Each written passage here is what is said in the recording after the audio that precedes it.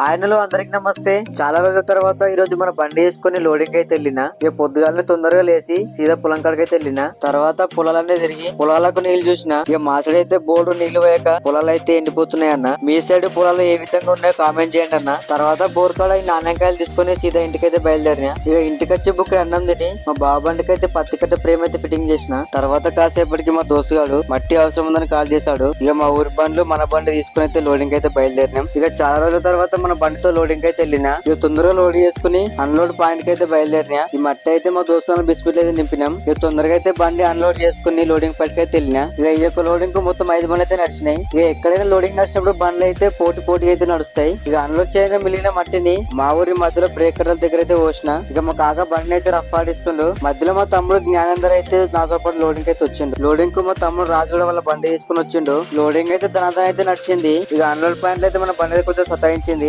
అన్నలో ఒక విషయం అయితే గుర్తుపెట్టుకోండి, భయపడుతూ మాత్రం డ్రైవింగ్ చేయకండి. డ్రైవింగ్ చేస్తే మాత్రం అస్సలు భయపడకండి. ఇక ఈ రోజు లోడింగ్ అయితే పొద్దున అయితే నడిచింది. ఇక సాయంత్రం పూట మా తమ్ముడు నిఖిల్ అయితే వచ్చి మన బండి అయితే నడిపిండు. నేనైతే చాలా హ్యాపీగా ఫీల్ అయినా. ఇక లాస్ట్ ట్రిప్ మన బండి నింపేసరికి అయితే చీకటి అయింది. తర్వాత మన బండిని తీసుకుని సీదా ఇంటికైతే బయలుదేరినాం. మరి కొత్త వీడియోల కోసం మన ఛానల్ సబ్స్క్రైబ్ చేసుకోండి.